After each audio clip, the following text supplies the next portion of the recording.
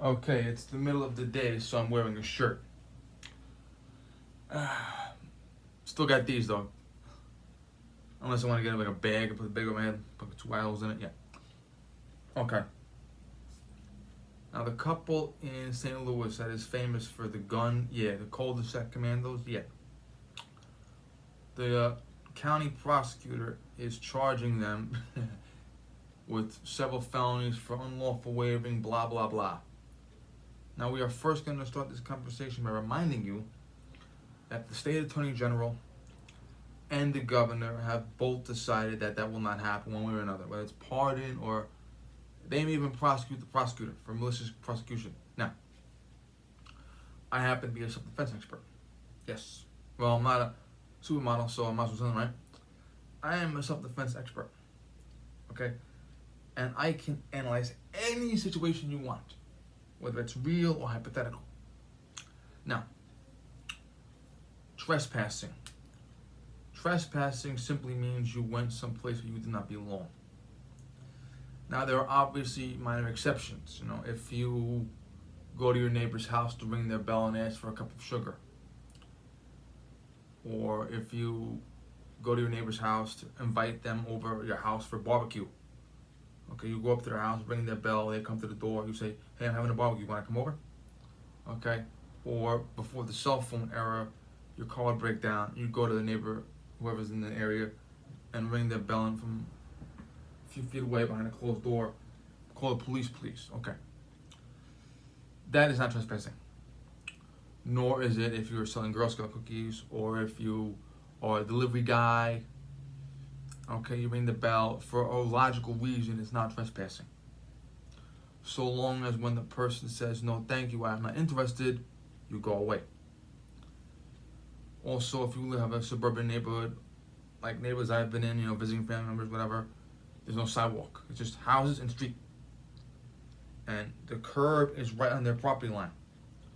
And there'll be a car coming by, you jump up on the curb and stand on their front lawn as the car comes by. Not trespassing. Now, if you walk up to their house and start looking from the windows and start looking for surveillance cameras, yeah. Okay? And it doesn't always have to be a sign or a door or a gate. It doesn't have to be. Okay? It's just what a logical person think what you did was trespassing.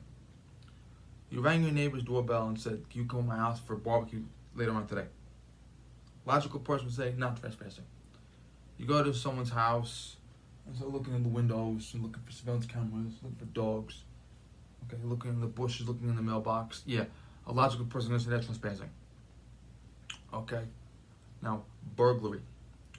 Burglary means I went any place where I did not belong with the intent to commit a crime therein.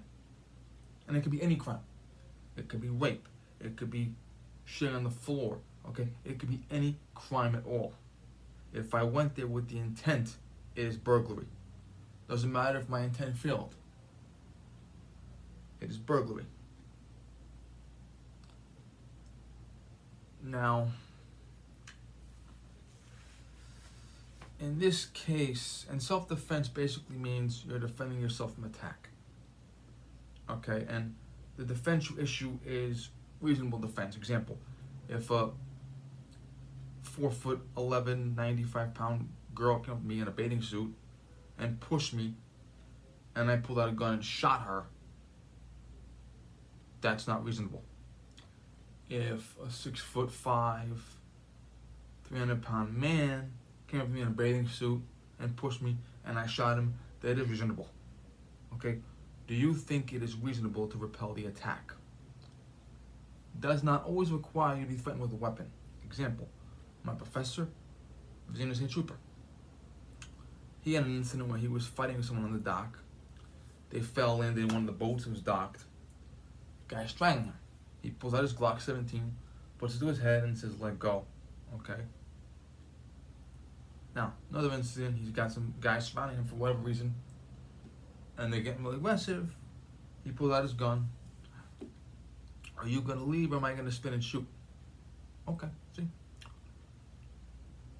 And the threat has to be reasonable and intentional. In other words, the innocent trooper again. He had a guy, for some reason, who the fuck knows why, the guy was paralyzed, like quadriplegic. And the guy didn't like him. So the guy yelled, "I'm gonna fucking kill you." And he wanted to kill him. He's quadriplegic. How? Another incident, he rang a woman's bell for whatever reason, I don't know what happened to the neighbor last night, I have no idea, but he rang a woman's bell. Woman came to the door, she was cooking dinner, she was getting vegetables prepared. She got a butcher knife in her hand. She had no intention of killing him. So when a guy and a quadriplegic guy wants to kill you, but he can't, and a woman with a butcher knife who could kill you but doesn't want to, you have to have both at the same time. That's why if you see these internet arguments, every 5 seconds on the internet, some guy tells someone, "I'm gonna fucking punch you in the face, I'm gonna fucking kill you," and they're 2,000 miles away behind a screen. So, yeah, it's not logical. Okay. Now, in this case, remember I said about trespassing, you don't have to have a sign or a door. In this case, there was a sign that said in no uncertain terms, "No trespassing." And when you see a sign that says "No trespassing" and walk past it directly, you can't argue later you didn't know. Also, the gate, there was an actual gate. There doesn't need to be a gate, but there was an actual gate. They broke the gate down. How do you break a gate down? You must need a truck or a car or a bulldozer, but you must need something to break a gate down. I can't break it down with my hands, chainsaw or axe okay? You need some sort of reasonable force to knock the gate down, okay? You didn't climb the fence, you knocked the gate down, which meant there was some sort of force used. It could have been an axe, it could have been a chainsaw, it could have been a blowtorch, okay? It could have been a stick of dynamite, but there was some force that was used to knock that gate down. And whatever force used to knock that gate down could be a weapon. So if I have an axe and knock the gate down, I can use that axe against you.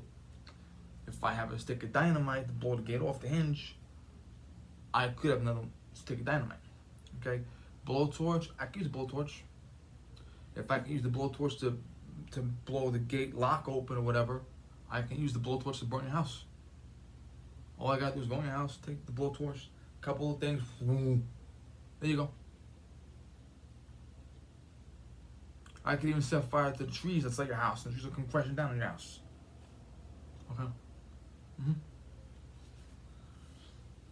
Then they came onto the property, and they came within 30 feet. Now, they were estimated to be about 300 strong, unarmed, okay? When you have 300 against 2, unarmed is irrelevant, okay? I could literally be sitting out there, and I could have 12 or 13 women in jeans and t-shirts kill me. They can overpower me and stop me. They can kill me. Okay? So now you've got 300 people approximately, which are men and women mixed together, who could have a weapon, who had something to break down the gate. And now they start chanting, "We're going to kill you. We're going to kill your pets. We're going to burn your house down." Now, if someone on the internet, 1,000 miles away, tells you he's going to kill your pet, how can he? Does he know where you live? But if he is with 299 other guys outside your house within 30 feet, "We're going to kill you." Yeah. "We're going to kill your pet." Yeah. Okay? That is called reasonable. So, by every law that you can think of, the McCloskeys had every right to introduce weapons, period. And I'll tell you one thing, I probably would have shot somebody. If I'm outnumbered 300 to 1, I'm probably going to shoot somebody. Because I'm probably not going to take the chance that while I'm looking at you guys in front of me, There's a guy behind me. Oldest trick in the book. I got a whole bunch of guys, couple dozen guys in front of me. How do I know it's not going to happen? How do I know I'm not going to get sucker punched? How do I know I'm not going to get my throat slit? How do I know there's not someone in the back door already going around the... Okay? How do I know someone didn't come into the back door already while you were fucking distracting me? Climb up to the top and start throwing things at me down in the head. If I'm outnumbered 300 to 2, I am probably going to shoot someone just to set the message that, listen, get out of here. Okay? I would probably do that. I probably would shoot you for the simple fact that now I feel that I'm in danger. Okay? You are threatening my fucking life. It's not like there's one or two guys. Okay? 300. Okay? And typically I've noticed if you have 300 guys and you set something off, they run. The police will come in, 300 guys, set off a couple of smoke bombs, they run away. I probably would have killed somebody. And I say that because it's probably true. If I'm in that situation, I may very well do that. I may very well say, hey, listen, I gotta get them out of here. They're gonna kill me. I got these guys in front of where everyone else at. Because if I got 300 guys yelling this and that fucking bullshit, okay, there's probably a good chance that I'm gonna get a rock thrown at me or a bottle thrown at me or a Molotov cocktail bomb through the window. And I would probably kill the person that's leading. That would be a reasonable thing, okay? And I've seen cases where where you have a guy kill one person when they have two people in front of them. Okay? I've seen cases where you got a guy by himself coming out and they shoot him. I've seen that. Okay? Snoop Dogg. Yeah, we're gonna go there. Long time ago, he had a bodyguard, Malik Lee. His bodyguard was with him in a truck, his car, and a guy flaming out to talk to them. As they're talking to this guy, a 25-year-old man came out of the bushes with his arm behind his back. One guy coming out of the bush with his arm behind his back. Malik Lee shot him and killed him. And it was ruled self-defense. Okay? You don't always know. There's been times when you have guys with unloaded guns to get killed by the cops. Plastic knife killed by the cops. The question is, did you honestly and reasonably believe there was a 51% chance you were going to die? On my own property, you've broken down a gate, you've advanced on me, you've threatened to kill me, you have more than enough people to carry out that threat successfully. Do I honestly and reasonably believe there's a 51% chance I'm going to die? Especially when you consider the fact that there were 24 major cities that were burning that same week. Yeah, I probably would.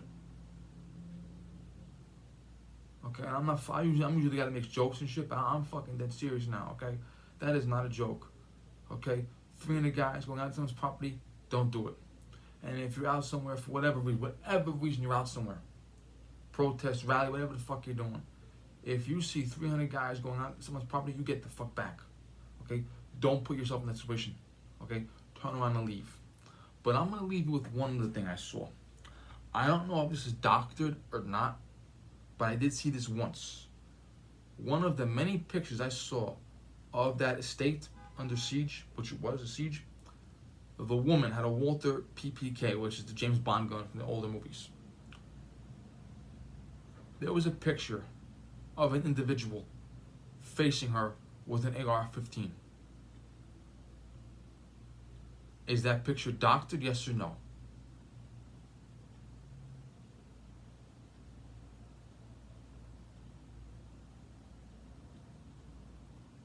These are serious questions, my friends. Okay, thank you.